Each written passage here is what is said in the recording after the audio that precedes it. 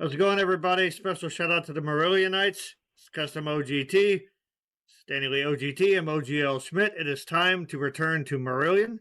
Haven't done a Marillion reaction in a little bit, and there's a very special occasion. It's marking our return to a Marillion. Friend of the channel, Digibirder, who is a awesome dude. He's been with the channel since the beginning. We first met him on the Charismatic Voice, and yeah, he's supported us for a long time. We're grateful. He had the privilege of attending a Marillion Weekend, Port Zélande, I believe, in the Netherlands. We have a description made that's it's beautiful. Maybe just read it, Gregory, if you will. And yeah, it was we have been doing Marillion for a while now. This is going to be the first Fish time, or first time we've heard Fish as a singer. And all I know is, as Digibirder said, that Rothery killed the guitar solo, and in the context, we've seen that there is a killer guitar solo. So, yeah, if you got that, Greg, go ahead and read it. So this video is extra special to us because it ties into a legendary concert experience, Marillion Weekend in Port Zélande, an iconic gathering for fans of the band. Held in the beautiful Netherlands, this immersive event features multiple nights of live performances, deep cuts, and unforgettable moments with fellow Marillion lovers from around the world. But what makes it truly meaningful to us is that our close friend Digibirder was there to experience it firsthand and share that energy with us across the miles.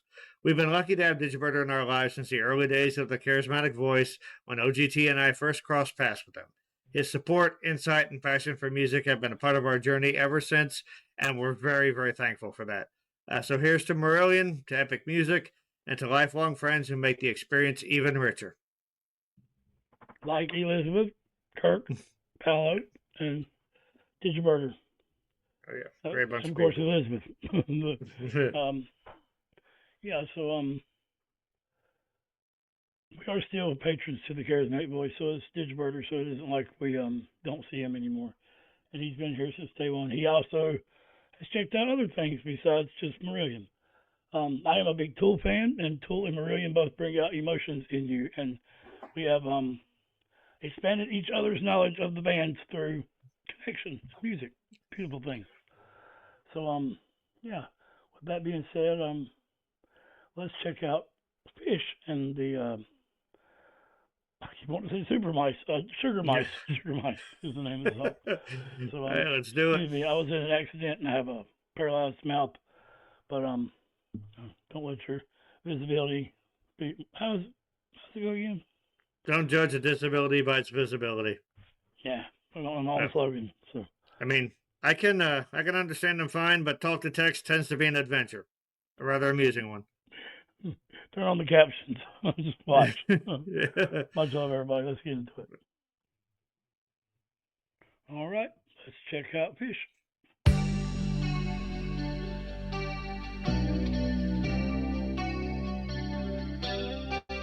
I was flicking through the channels on the TV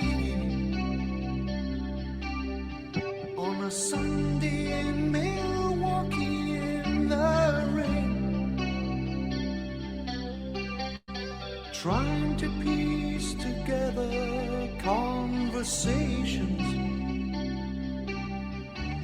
trying to find out where to lay the blame. But when it comes right down to it, there's no use trying to pretend.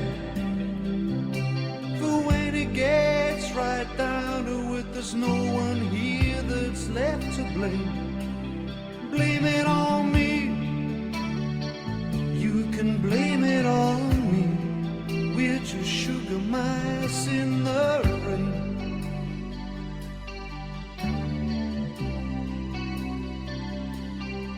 I heard Sinatra calling me down through the floorboards, where you pay a quarter for a partnership in rhyme. To the jukebox crying in the corner, while the waitress is counting out the time. All right, so I really like the subtleness in his voice. He had a few diphthongs there, and he has a light head voice type. And anything we learned from Elizabeth Jarrow. So if we suck, it's her fault. Love you, Liz. No, she hates me called Liz. Sorry. I love you, Elizabeth. We like you too, Kurt. Anyway, yeah, he had like a lot of space in that head voice there, but he got low there at one point. Ooh, he went down to a baritone almost. Nowhere near his voice isn't that high, but it's light, breezy feeling. If I had to say it in layman terms. So, what do you think, Greg? Phil Collins was what kept popping in my head as far as like his phrasing. Yeah, it's interesting. The first time I ever saw Fish, I have a tiny bit of familiarity with him. It was with Arion, which is a project led by one guy who brings in musicians from all different types of bands and has them perform these like big rock operas. So when I first saw Fish, my first thought was, that dude is huge. I think he's like 6'5" or something like that. So hearing that kind of delicacy in his voice kind of threw me off. It is very rare to hear someone take a light voice like that really low, like he did. It sounded good. It sounds like he's got some range on him. I like the guitar melody in the background. This song comes from an album called The Last Straw, I think, something like that. It came out in '87. I'll fact check myself here in a moment, but it came out '87. I'm looking at the lyrics, but I don't see the album. Yeah, it came out in 1987. This definitely sounds like a 1987 ballad from the '80s. Yeah, the '80s is strong with this one. I endorse that completely. But it's cool to hear the sound from Marillion. They're known for being really progressive and really complex. It's nice to see them doing something this straightforward and doing it so well. Something about this, maybe it's his looks, reminded me of you listening to the news. I don't know why. Maybe it's just the way maybe there's a video by them that's like this where he's looking at the TV. But anyway, so I'll read the lyrics so far. I was flicking through the channels on the TV, like Pink Floyd, the 13 channels of shit on the TV. Sorry. And on a Sunday in Milwaukee in the rain, trying to piece together conversations, trying to find out where to lay the blame. Ooh. But when it comes right down to it, there's no use trying to pretend. For when it gets right down to it, there's no one here. That's what's to blame. Yeah, that's really, yeah. Self-reflection. Blame it on me. You can blame it on me. We're just sugar mice in the rain. Don't get that quite yet. And then he hears Sinatra right here calling through the floorboards, where you pay a quarter for a partnership and rhyme to the jukebox crying in the corner, while the waitress is counting out the time. Ooh, yeah, that's really good so far. That's great. So the sugar mice in the rain thing, like a sugar mice are sweets. Are they not some type of British candy that's in the shape of a mouse? So they'd be dissolving in the street. My guess is that they're discarded and left to be worn down by the elements, which is very depressing. And the song definitely sort of has that lonely, hopeless feeling in the rain, to it. So it was raining. So, yeah, like the way you feel like you dissolve in someone's mind that you loved. Yeah, you don't exist. Yeah. Counting out the time, but when it gets right down to it, there's no use trying to pretend. But when it gets right down to it, there's no one really left to blame. Blame it on me. Oh, you can blame it on me. We're just sugar mice in the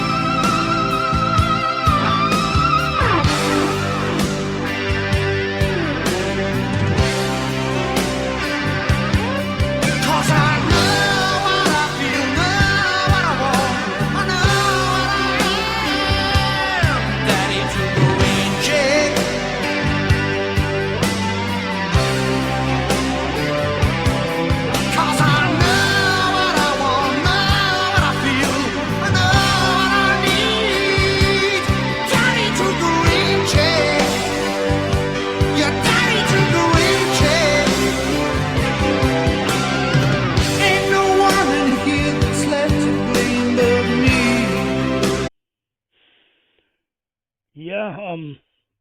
Sorry for not putting the screen back up there on time. For sake there. We like to try to pop up there anyway. I can see the Phil Collins resemblance, really, and Yeah. kind of sounds like him. And I believe, if I remember researching Fish for a song we were going to do prior to this, that we ended up not doing, something about that. He has heard that before. There's a lot of people put that together as they look and sound kind of alike.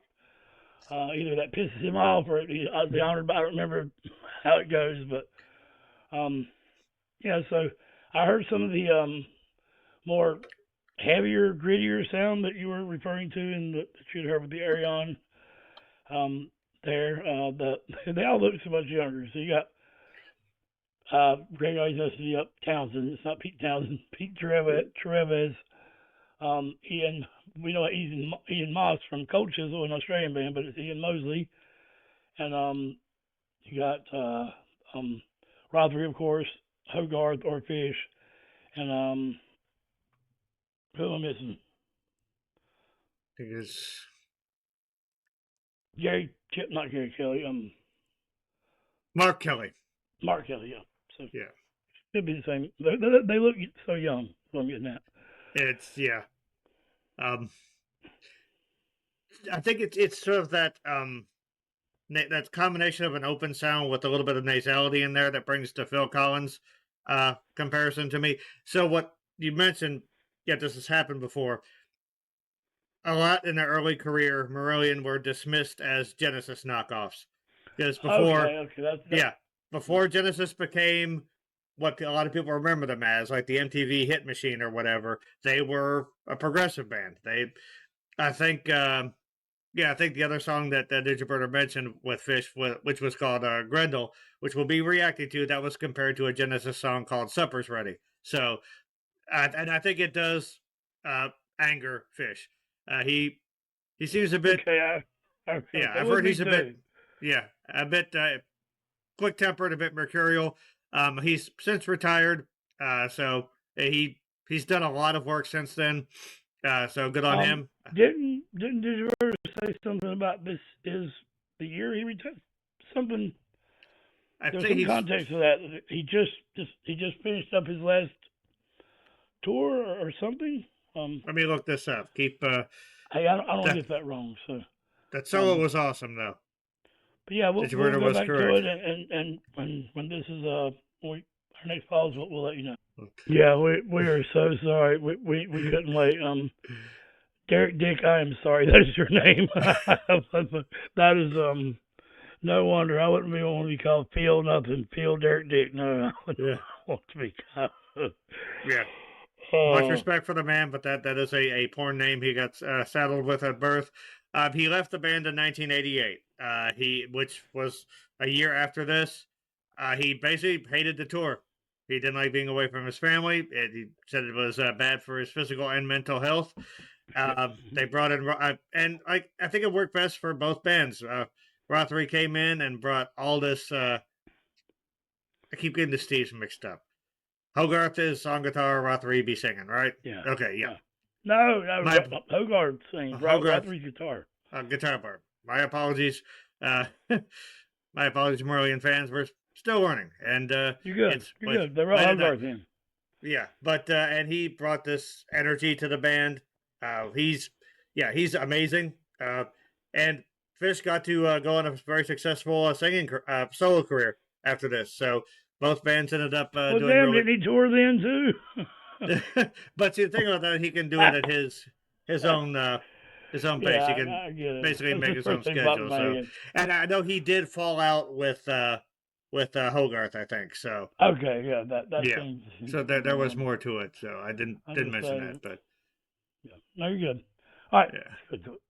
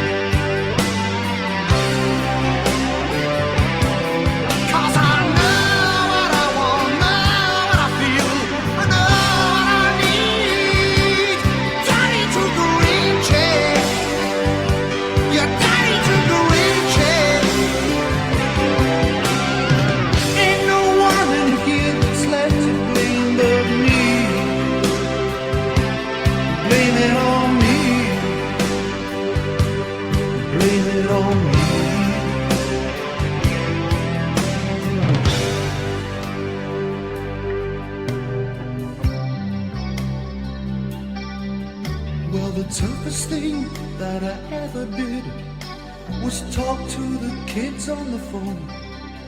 When I heard them asking questions and knew that you were all alone. Can't you understand that the government left me out of work? I just couldn't stand the looks on the faces saying what a jerk. So if you want my address, it's number 1 at the end of the bar, where I sit with the broken angels, clutching at straws and nursing our scars. Blame it on me, blame it on me. Sugar mice in the rain. Your daddy took a green chair.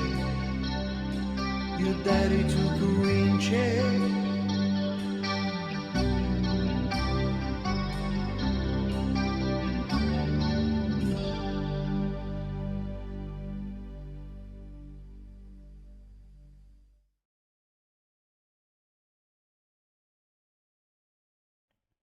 Daddy took a rain check.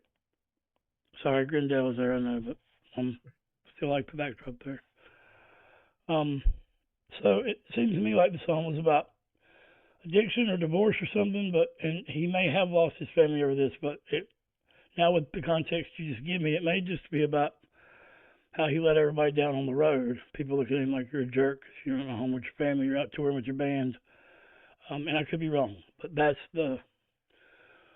with that context at the end, and Digibirder giving us that context, I may be overthinking, overanalyzing. Digibirder, you know what I mean. But maybe not. It seems to be about him wanting to be home with his family and his kids. So, glancing at the lyrics and just some things I picked up when looking for context, it seems like also could be about, because you mentioned government left me out of work. It could also be about unemployment, how he feels he might have lost his job, and as a result, his wife left, took the kids because he couldn't support them. So he feels inadequate. He's lashing out. He's upset at himself, but he's lashing out, trying to find someone to blame it on.